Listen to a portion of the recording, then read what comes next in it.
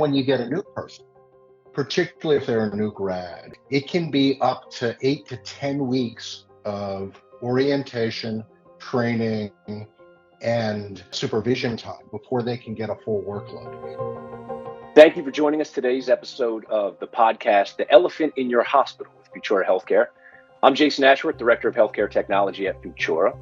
I'm joined by healthcare executives Tom Pacek and Ken Levitan, as well as Futura executives Tom Kreuzberger and Senior VP and CEO David Gulian. In today's episode, we'll discuss how to increase staff retention and lower training costs. Now, Tom Kreuzberger, I want to start with you. You've enveloped yourself in this space for decades. So when we talk about increasing staff retention, lowering training costs, for you in that conversation, what are some of the tools that we're talking about? Yeah, I appreciate that, Jason. We've been doing custom e-learning for healthcare for about 15 years, and a majority of it had been around software implementations, speeding those up, making them more effective, making sure the people are remembering things and able to apply them. What we've been finding lately is people are looking for different ways to deal with onboarding people more rapidly and more effectively, and also dealing with the fact that a lot of people are leaving the industry, whether it be to go to another job, leaving the industry specifically, or feel like they're not getting enough opportunities. So in the past, what we've done is traditional e-learning, where we would create custom e-learning. Everybody would take the same type of e-learning. It would be based on a job role, but it would be pretty much the same. And then they would be tested on it to understand what they were able to learn from that e-learning. What we found lately with these new challenges is we're flip-flopping the narrative. So now what we're saying is, hey, we don't have time to have everyone take this e-learning. We don't have time to put them in classroom. We don't have enough resources to even provide all this training. So what we've come up with is a plan called prescriptive learning. And what prescriptive learning does is it first has you take the test. You take the diagnostics. You find out what somebody already knows. I'm a provider that's going from one Epic hospital to another Epic hospital. Why should I be trained for a week on Epic when I may or may not already know that information? Prescriptive learning allows you to take the diagnostic assessment first. You'll determine what they know and what they don't know, and then you'll provide them the learning, quickly speeding up the process, making the end user more happy because they're only taking training that they need, and allowing you to continue on with the process. You know, Tom, it's Ken Levitan. I just, what you laid out there is really interesting because the impacts of the staffing crises that are happening across the provider world right now are incredibly significant. And I was just chatting with some of my colleagues, and just in the nursing environment, the cost of losing a nurse and then replacing it, in addition to all of the other costs is somewhere in that $45,000 to $55,000 of additional cost. And then when you get a new person, particularly if they're a new grad or elsewhere, it can be up to 8 to 10 weeks of orientation, training, and supervision time before they can get a full workload. And that impact of these costs is so significant in the financial performance of healthcare systems right now that all of these kinds of tools that allow a more rapid orientation and ability to get on board is going to be a huge advantage as you go forward. And just to follow up on, I totally agree. And what we're finding is, implemented correctly, we can reduce that training time by 50%. So you can put a dollar amount to that. But more importantly, it's not only good for onboarding, but it's for the retention, because you can imagine somebody being placed. And let's use the other side. You know, obviously we're talking clinical, but even on revenue cycle and ancillary, you put somebody in at a lower level than what they really should be at because just you're bringing in so many new people. They're going to get frustrated and they're going to leave, or they're going to be non-productive. So you balance the speed on the clinical and getting people up to speed more rapidly, and increasing the retention because people are happy and they're slotted in the right job role. You add those two up and you can start to see some significant value, and more importantly, some dollars to the bottom line, and a less strain on their if you look at where people are getting let go in organizations right now to meet their numbers, I'm starting to see a lot of it in the training departments, in the administrative side of things. So now this will help, these tools could help, allow you to be more effective with the people that are left in those areas. And let me ask this question too. Ken, can I ask a question? Ken, Go ahead, question David. for you and Tom. In today's world, based on COVID, the shortage is coming from where? It's coming from a lot of nurses and caregivers retiring. But what do you think the percentage of outsourced nursing is right now in most organizations? Because I know that's effectively driving higher costs to the organization and, like you said, longer time to take to onboard people to be productive. Well, David, the premium labor expense, whether that is outsourcing and using agency nursing or overtime and others because of the Great Resignation that happened across healthcare and other industries to some extent, but particularly we saw in healthcare in the caregiving side of the world has been so significant that's put this intense pressure on margin to drive things down. And as Tom Kay was just pointing out, that to try to balance your business, you're now seeing healthcare systems taking other resources out because they've got to protect that margin. And that's not going to come from the direct caregiver side of the world. That's going to come from the enterprise services and other services. So it's this, it can become a vicious cycle of not being able to retain and or bring on new folks as you go forward if you don't have that kind of back office side staff to support that front end staff. Ken, I want to stick with you for a second. We were sticking on the operations side. When you're bringing new folks on, there's a quality and safety implication if they're not trained correctly. Can you speak to some of the risks that would be associated with that? Well, I think, Jason, you said it.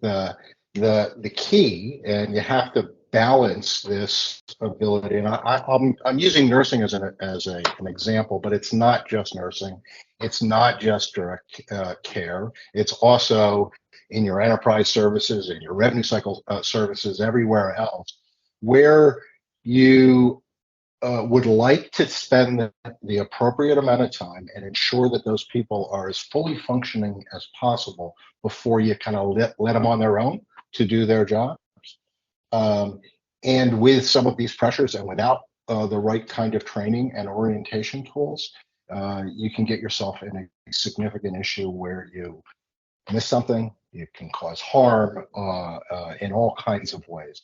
So it is a very significant issue, and you got to balance that with this need to also maintain a margin as you run your business, your healthcare organization. Let's get Mr. Pacek. This is Yeah. the quietest I think I've ever heard you. Let's get you involved here, Mr. Pacek. You come from the IT side of things of the world. Obviously, you have high demands and lack of resources. How does this affect your world? How do these e-learning platforms assist you in that department? The bottom line in dealing with any business, especially healthcare in particular, is people, process, technology. The technology, we have the technology to do these things. We have the hardest thing has always been the people part of it.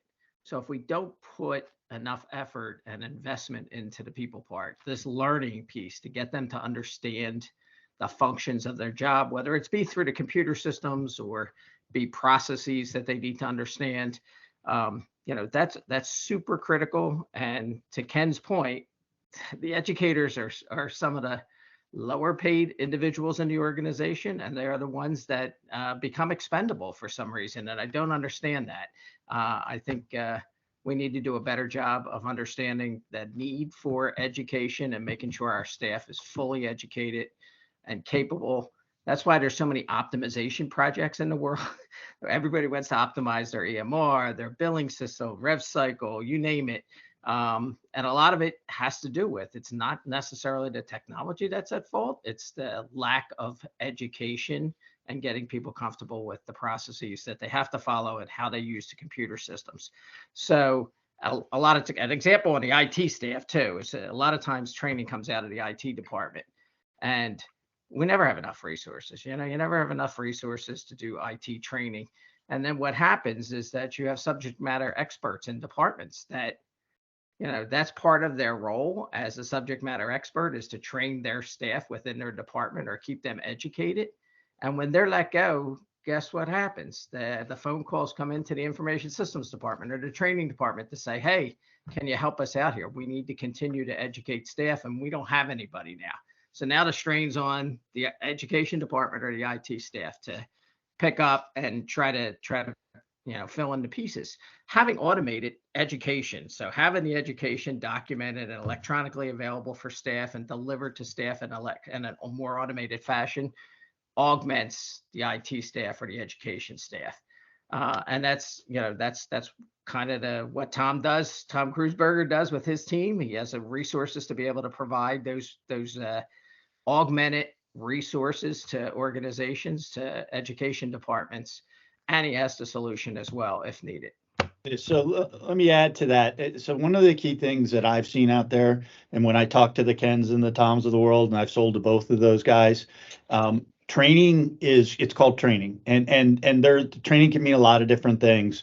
Where we see the opportunity to really add value on these two particular issues around, the cost and the onboarding and the lack of resources and the retention, is that while that you can get some training from off the shelf, you can get your compliance training. The key area that we focus on is around the training that's unique and specific to that organization.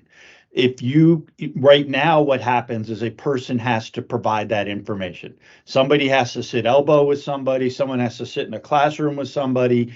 And that's the area that costs the hospital the most in training. And that's the area with our custom e-learning, driven by these diagnostics and this prescriptive learning methodology that's going to add the most value. Because at the end of the day, it's as Tom and Tom P mentioned earlier, it's the systems training, it's the pieces that are operational training that are unique to the organization that we need to make sure that they understand. They all know how to wash their hands and prep for surgery and all that, but do they know what to do when XYZ happens? So that's an area that I really want to get across, is that the customization to the operational and the systems capability within the hospital is really where we try to spend a lot of focus, because that's, like I said, the most expensive area. And then the last thing I'll add to that is there's different ways to deliver training. So what we're finding is with the younger generation, which is, again, everyone's trying to recruit to bring in, they learn by watching YouTube videos. None of them picked up a manual in their life. If they want to fix this, so when you teach operationally, YouTube training, YouTube little videos, whatever you want to call them, work really well. Systems training, how do people learn about software? They game. So with the systems training, we make it simulation based. So it's not only that it needs to be customized, but it's also the delivery methodology, tied into an overall strategy that's going to make this work. I think there's a couple different areas, or everyone on this podcast, to talk about it. I mean, everyone's focusing on productivity and labor improvement for effectiveness and efficiency and delivery of care. We got length of stay reduction that everyone else is looking at too. And then that all takes coordination. And I think the success factor is understanding where the gaps are, but how are you going to put change management and workflow changes into place? And you need education and training to do that. Yep. I want to put this out there, Tom, because you said it a couple times, just for the breadth of the conversation. Custom, right? And a lot of times in the world that I live in, custom sometimes gives pause. Yep. It sounds cumbersome. It's difficult to support. It may create a little bit of resistance. But why is it, when we're talking about e-learning, why is custom a good word? Yeah, that's a great point. So, and I like the word customized versus custom. So the bottom line is, if you ask Ken and Tom how much money they spent on getting their EHR or EMR to meet their exact objectives, and then they'll say, well, maybe if I can save, $50,000 and I can use generic training, it doesn't make sense. So what we mean by customized is we mean by making sure that it's not about the system, it's not about it's about the person, it's about the hospital, it's about the culture. And if you add those pieces onto small chunks of adult learning, small chunks of learning that can be created rapidly, but have that flair or that look or that feel or that knowledge from that individual organization, that's what we mean by customized. There are plenty of things that work well with generic training, plenty of things. But if you're trying to teach operational skills and you're trying to teach system skills, they need to be customized either by a person, or in our world, we think we can help do it with automation. Ken, Tom, agree? Absolutely. Absolutely. The delivery of the basic kind of regulatory standard stuff that you do. I can't imagine that, as Tom mentioned, in all the organizations I've been in, we bought that off the shelf. But those aren't the things that make a difference. The things that make a difference are what's very unique at each institution, whether it's policy related or the physical layout, or all kinds of different things that just need to be taught in the right way. Those things do need to be delivered specifically for the organization. Well, I'll tell you what, Tom Kreuzberger, you mentioned folks like to learn via YouTube or videos, and I assimilate that to me going on TikTok to fix my golf swing. I think that's something we can all relate to one way or another. I have played golf with you, Jason, so I'm not sure that's a good example, but go ahead. I didn't say I was done. I didn't say I was. I'm not fully certified yet. I have a couple more courses I need to pass. Nope. I appreciate you guys joining. Thanks everybody for listening to today's episode. Be sure to subscribe to listen to future episodes of the Elephant in Your Hospital podcast, or visit our website at futuraworks.com/podcast.